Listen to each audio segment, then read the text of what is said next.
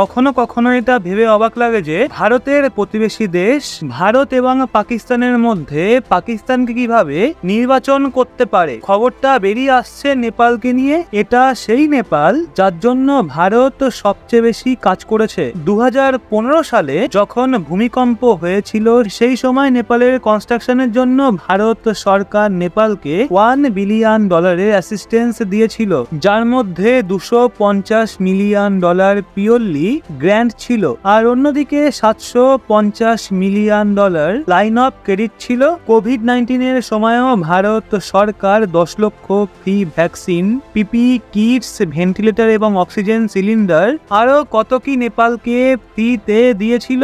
এছাড়াও ভারত কখনো নেপালকে ambulance gift করে, কখনো আবার নেপালের স্কুলের কনস্ট্রাকশনের কাজ করিয়ে দেয়, আবার কখনো কখনো কোনো প্রজেক্টের জন্য ফাইন্যান্সিয়াল সাহায্য করে থাকে। আর সবচেয়ে গুরুত্বপূর্ণ হলো প্রত্যেক বছর যে আমাদের ইউনিয়ন বাজেট আসে সেখানে তো ভারত কয়েক $1 বিলিয়ন ফাইন্যান্সিয়াল সাহায্য নেপালকে অলরেডি দিয়ে দিয়েছে। কিন্তু তারপরও নেপাল ভারতের পরিবর্তে পাকিস্তানকে বেছে নিয়েছে। খবরটা বেরিয়ে এসছে ইউএন অ্যাসেম্বলি থেকে।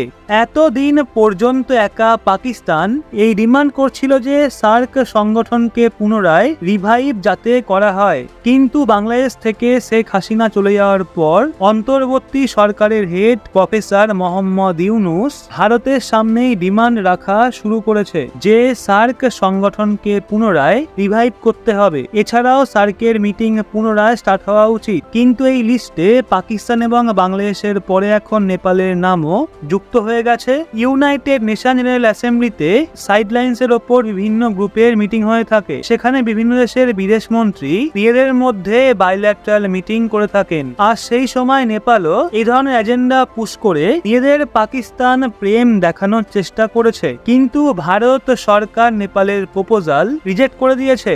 অন্যদিকে নেপালকে দ্বিতীয় অপশন দিয়েছে। খবর বেরিয়ে আসছে যে নিউ ইয়র্কে নেপালের সরকার ভারতের বিদেশ মন্ত্রীর সামনেই ডিমান্ড রেখেছিল যে ইউএন জেনারেল অ্যাসেম্বলির সাইডলাইন্সের ওপর 7টা দেশের বিদেশ মন্ত্রীর দ্বারা যাতে একটা মিটিং করানো হয়, আর সেই মিটিং এ পাকিস্তানের বিদেশ মন্ত্রীকে যাতে ডাকা হয়, যার পরিপ্রেক্ষিতে ভারত নেপালের গভর্নমেন্টকে সার্কের কোনো প্রকার মিটিং করতে অস্বীকার করে দিয়েছে আর না পাকিস্তানকে ইনভাইট করাতে সমর্থন দিয়েছে। ভারত নেপালকে বলেছে যে ততদিন পর্যন্ত সার্কের কোনো মিটিং হবে না আর না আমরা পাকিস্তানকে ইনভাইট করব। এবং অন্যদিকে ভারত নেপালকে অল্টারনেটিভ অপশন বিমস্টেক হিসেবে দিয়েছে।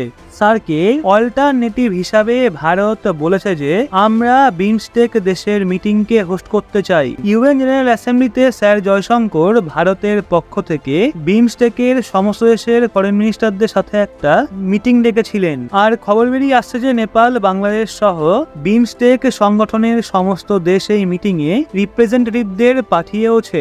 বাংলাদেশ এবং নেপাল সার্ক সংগঠন মিটিং এর ডিমান্ড করেছিল, কিন্তু ভারত সার্কের পরিবর্তে বিমস্টেকের মিটিং ডেকেছে। উরি অ্যাটাক এবং পুলওয়ামা হামলায় পাকিস্তানের এনভায়রনমেন্টের কারণে ভারত সার্কের সমস্ত মিটিংকে বন্ধ করে দিয়েছে। নেপাল, শ্রীলঙ্কা এবং বাংলাদেশের মতো যে সমস্ত আমাদের প্রতিবেশী দেশ রয়েছে ভারতের কারণে যাতে এদের ক্ষয়ক্ষতি না হয়, এই জন্য 2014 সালের পর থেকে ভারত বিমস্টেকে কেবলমাত্র সার্কের 3টে দেশ মজুত নেই। সেগুলো হলো আফগানিস্তান, পাকিস্তান এবং মালদ্বীপ। বিমস্টেকে ভারতের সঙ্গে সঙ্গে বাংলাদেশ, ভুটান, মায়ানমার, নেপাল, শ্রীলঙ্কা এবং থাইল্যান্ড যুক্ত রয়েছে। কিন্তু এখন বাংলাদেশ এবং নেপালের সরকার ক্রমাগতই সার্ককে রিভাইভ করার ডিমান্ড করেছে। হয়তো কোনোদিন আবার শ্রীলঙ্কা এবং ভুটান এরকম ডিমান্ড করতে লেগে যাবে। আর এই সবকিছু তখন হচ্ছে যখন ভারত কয়েক $1 বিলিয়ন ফাইন্যান্সিয়াল সাপোর্ট,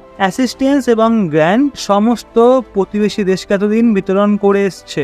আমরা আমাদের সব প্রতিবেশী দেশকে প্রাথমিকতা দিয়ে থাকি, কিন্তু তার পরিবর্তে আমরা কি পাই একবার ভেবে দেখেছেন? সমস্ত বিশ্বের মধ্যে পাকিস্তান এমন একটা দেশ যে নিজেদের এক্সপোর্ট পলিসিতে গাধাকে বিশেষ গুরুত্ব দিয়ে থাকে। আপনি জেনে আশ্চর্য হবেন, পাকিস্তানের যে ভিন্ন ভিন্ন স্টেটের গভর্নমেন্ট রয়েছে তারা নিজেরাই ডঙ্কি ফার্মিং করে চীনকে গাধা এক্সপোর্ট করে থাকে। ডেটা অনুযায়ী পাকিস্তানে গাধার পপুলেশন 60 লক্ষ পর্যন্ত পৌঁছে গেছে। আর ডঙ্কি পপুলেশনের বিষয়ে পাকিস্তান ইথিওপিয়া এবং সুদানের পর বিশ্বের তৃতীয় সবচেয়ে বড় দেশ। এখন যে দেশের সরকার সরকারি সম্পদকে বৃদ্ধি করার জন্য নিজেরাই ডঙ্কি ফার্মিং করছে, আপনি সে দেশের থেকে কি আশা করতে পারেন? পাকিস্তানের সরকারি সময় 1 বিলিয়ন আমেরিকান ডলারের জন্য মরছে। এখন অবস্থা এমন হয়ে গেছে যে এখন তো এরা ভারতের শিখ ধর্মাবলম্বী মানুষদেরও লুট করতে চাইছে। আসলে খবর বেরিয়ে আসছে যে পাকিস্তান ভারতের শিখ ধর্মাবলম্বী মানুষদেরকে নিয়ে একটা অ্যাডভাইস দিয়েছে। স্বাধীনতা লাভের সময় পাঞ্জাবের একটা বৃহৎ অংশ পাকিস্তানের কাছে চলে গেছিল, আর এই কারণের জন্য পাকিস্তানিরা পাঞ্জাবের অংশের কয়েকটা এমন গুরুদ্বার রয়েছে যেগুলোকে শিখ ধর্মে বেশি মান্যতা দেওয়া হয়ে থাকে। এদের মধ্যে প্রধান 5টা গুরুদ্বার রয়েছে: ননকানা সাহিব, কয়তারপুর সাহিব গুরুদ্বারা, পাঞ্জা সাহেব গুরুদ্বারা, রেরা সাহিব, আরগু শহীদ সাহিব। ভারত থেকে প্রত্যেক বছর হাজার হাজার শিখ সমস্ত গুরুদ্বারে মাথা নত করতে পাকিস্তান যায়। আর এগুলোর মধ্যে সবচেয়ে বিশেষ গুরুদ্বার হলো ননকানা সাহিব, যে গুরু নানকের ফাউন্ডার তার গুরু এবং গুরু নানকের বার্থডে প্লেসের ওপর তৈরি করা হয়েছে। এই বছর 15ই নভেম্বর গুরু নানক দেবের 555 জয়ন্তী রয়েছে, অর্থাৎ তার জন্ম 555 বছর পূর্ণ হয়ে যাবে। এই জন্য বলা হচ্ছে যে এই বছর ভারত থেকে বৃহৎ সংখ্যায় শিখ ধর্মাবলম্বী মানুষ পাকিস্তানের ননকানা সাহিবের গুরুদ্বার দর্শন করতে যাবেন। তো এখন ভারত থেকে যে সমস্ত শিখ ধর্মাবলম্বী পাকিস্তানের ভিন্ন ভিন্ন গুরুদ্বারে যায় তখন তাদের কয়েকদিনের প্রোগ্রাম হয়ে থাকে, তাই তারা সেখানে হাজার হাজার টাকা খরচ করে থাকেন। পাকিস্তানি নিজেদের এক্সপেন্সিভের জন্য এতদিন পর্যন্ত শিখ ধর্মাবলম্বী মানুষ নিজেদের সাথে ভারতীয় কারেন্সি নিয়ে যেত, আর সেখানে গিয়ে তারা ইন্ডিয়ান কারেন্সিকে কনভার্ট করে পাকিস্তান কারেন্সি নিয়ে নিতেন। তো তার কারণে পাকিস্তানের কাছে ইন্ডিয়ান রুপি অনেক বেশি আসছিল, কিন্তু পাকিস্তানের চাইতো আমেরিকান ডলার, কারণ ভারত এবং পাকিস্তানের মধ্যে ট্রেডও বন্ধ রয়েছে। এই জন্য পাকিস্তানের গভর্নমেন্ট ভারত থেকে আসা শিখ ধর্মাবলম্বী মানুষদের জন্য একটা অ্যাডভাইজারি জারি করেছেন। অ্যাডভাইজারিতে পাকিস্তানের গভর্নমেন্ট বলেছেন যে ভারত থেকে যে সমস্ত শিখ ধর্মাবলম্বী মানুষ পাকিস্তানে আসবে তারা যেন নিজেদের সাথে US ডলার নিয়ে আসে। আর তারা এটা বলতে চাইছে যে সমস্ত শিখরা আসবে তারা প্রথমে ভারতে ইন্ডিয়ান রুপিকে আমেরিকান ডলারে কনভার্ট করবে এবং তারপর সেই আমেরিকান ডলারকে পাকিস্তান নিয়ে আসবে। এই জন্য পাকিস্তান বাহানা দিয়েছে যে যখন ভারতের শিখ ধর্মাবলম্বী মানুষ ইন্ডিয়ান কারেন্সি নিয়ে পাকিস্তানে আসে তখন তারা পাকিস্তানের কম এক্সচেঞ্জ রেট পায়। এছাড়াও তারা এই বিষয়ের উপর বিভিন্ন কমপ্লেনও পাচ্ছিল। এই জন্য তারা নিজেরাই ভারতীয় শিখ কমিউনিটি লোকেদের ভালোর জন্য এইরকম অ্যাডভাইজারি জারি করেছেন, যাতে করে তারা ভারত থেকে আমেরিকান ডলার নিয়ে আসতে পারে। যদিও এটা কোনো পার্মানেন্ট অর্ডার নয়, এটা কেবলমাত্র অ্যাডভাইজারি। আর বিশেষ কথা হলো এই অ্যাডভাইজারি পাকিস্তানের সরকার পাকিস্তান শিখ গুরুদ্বারের প্রেসিডেন্ট রামেশ সিং অরোরার মাধ্যমে রিলিজ হয়েছে, যিনি পাকিস্তানের পাঞ্জাব গভর্নমেন্টের প্রথম শিখ মিনিস্টার। অর্থাৎ আমেরিকান ডলার একত্রিত করার জন্য শিখদের ব্যবহার করা হচ্ছে।